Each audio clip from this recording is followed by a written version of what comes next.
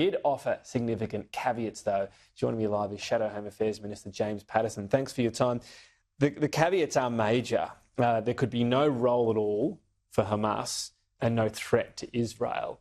That's close. I mean, they're the key ingredients for a two-state solution anyway, aren't they? I think there's two possibilities here, Tom. One is that the government actually has no intention of following through and prematurely recognising unilaterally a Palestinian state, in which case Penny Wong is irresponsibly playing to a domestic political audience on a hugely sensitive international security issue, or they genuinely do intend to break with decades of bipartisan policy in Australia on Israel-Palestine, which is that we do support a two-state solution, but not unilaterally imposed from the outside, one that can only come after a successful peace process between the Israelis and the Palestinians.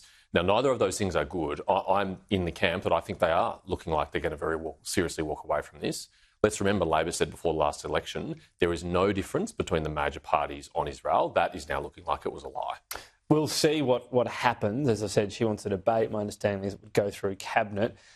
Would it offer, though, something concrete in terms of encouragement? Because I should just mention, by the way, it's not just Australia doing it. The US and the UK are both hinting at the same position, aren't they? Would that make us less of an outlier? I think it's inconceivable that the United States would prematurely recognise a Palestinian state. Do you think UK Utterly could? inconceivable. That seems more likely. But perhaps it's slightly more likely, but I think also very unlikely. No Five Eyes country has prematurely recognised a Palestinian state. There are some countries in the world who have, but not the normal countries we vote with in the United Nations, not the ones who we share values with or perspective with. This would be a huge departure from Western policy to this issue, and with good reason why it would be a big departure, because how can we possibly recognise a Palestinian state that is in part controlled by a terrorist organisation? Well, that's the key element. They wouldn't be controlled if they were doing this. This is the caveat from Penny Wong. So, well, what is Penny Wong's plan to remove Hamas from Gaza? Because she also says there needs to be a unilateral ceasefire in Gaza, that the IDF should stop all operations. Wouldn't this idea be that what this says to the Palestinian people is, if indeed, particularly if it goes beyond Australia, I mean, we don't want to overstate Australia's influence on this,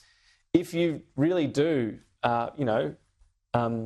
decide you don't want Hamas anymore, so say the people do revolt, there's something concrete you get out of it. This is not just lip service. Get rid of Hamas and you get some recognition. I think it sends the opposite signal, which is that no matter how bad the conduct of Hamas or Fatah or any of the Palestinian factions are, you can still get international recognition from Western democracies. But they won't get Australia. it if Hamas is there. Well, but Penny Wong has floated. That's the caveat she's given. Yeah, I'm very sceptical about the Australian government's ability to enforce that caveat, and you wouldn't float this unless you were serious about proceeding with it.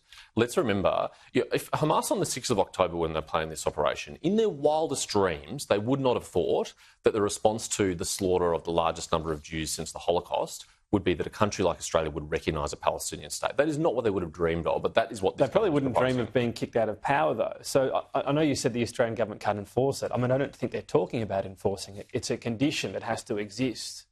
Well, not only can we not enforce it, the current position of the Australian government is not even to support the removal of Hamas.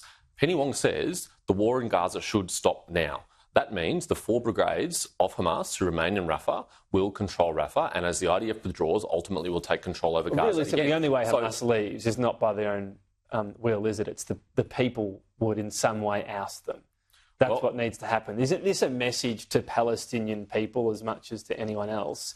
Your future is not with Hamas? Well, Hamas has been in power in Gaza for almost 20 years. There's been no sign at all of any successful attempt to remove them from power. Not successful, but there has been various polling, though, suggesting, I think particularly at the start, that they weren't all that popular. They sort of seized power. There has been recent polling suggesting perhaps they're growing in popularity. Let's be clear, Tom. After the IDF unilaterally withdrew from Gaza in 2005, Hamas won elections and then used that position to destroy all rivals to power in Gaza, and since then have faced no meaningful resistance within Gaza. So the idea that we will allow them to retain control of Rafah, withdraw the IDF, ultimately take Gaza, and then somehow they're going to walk away or the Palestinian people are going to throw them out is ludicrous, and it is a real contradiction to the heart of this policy. That would be the only way they wouldn't. I'm not saying they walk away, but there's got to be a possibility one day the Palestinians decide their future's not with Hamas. Well, I wish them the best in that, and I agree that the future is not with Hamas, but I'm not sure how, with Hamas in control of Gaza and the reign of terror that they have wrought in Gaza, the systematic removal of all rivals to power, that the people of Gaza are in any position to do that. That position, though, again, if we go over that from Penny Wong, that's the caveat. Isn't that a reasonable caveat to have? You say we can't enforce it. I'm not saying we can enforce it. I don't think she's saying that either. Maybe that makes it a perfectly reasonable policy, because if Hamas has actually somehow run out, that would be a very different looking situation all of a sudden. We can all dream about that possibility, Tom, but I don't think there's any reasonable prospect of it other than allowing the IDF to finish its work in Gaza and remove Hamas, which is against Penny Wong and Anthony Albanese's policy. Okay, a couple other quick ones. The Palestinian Authority, is that still a viable government/entity to deal with?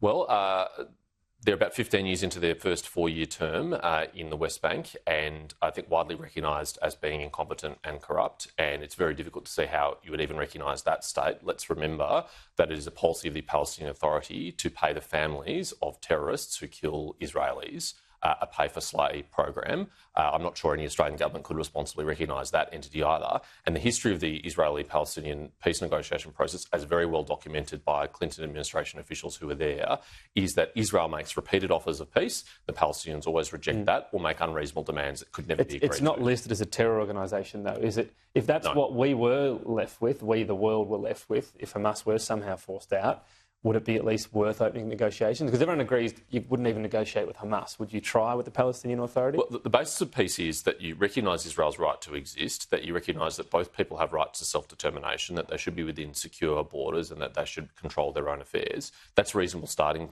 basis. But we don't have any of those preconditions yet. None of those have been met. We don't even have a Palestinian Authority which accepts Israel's right to exist, which recognises it, that's willing to engage in peace negotiations. There haven't been peace negotiations for years in Israel because the Palestinian Authority won't come to the table. So, I mean, this is really pie-in-the-sky stuff, even more so after 7 October. And Australia is not helping the situation by this new approach. Finally, support for Israel has ebbed overall during this war.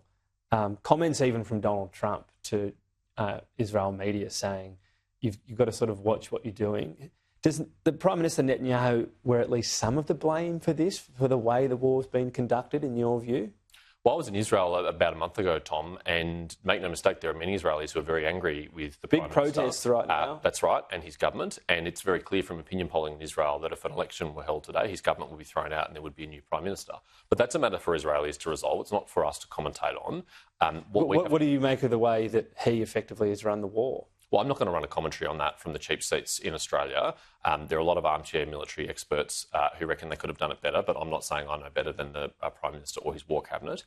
They've got a very difficult set of choices to make. There are still dozens of Israeli hostages being held in Gaza. Very little has been said about that from our government and our Prime Minister. James Patterson, appreciate your time.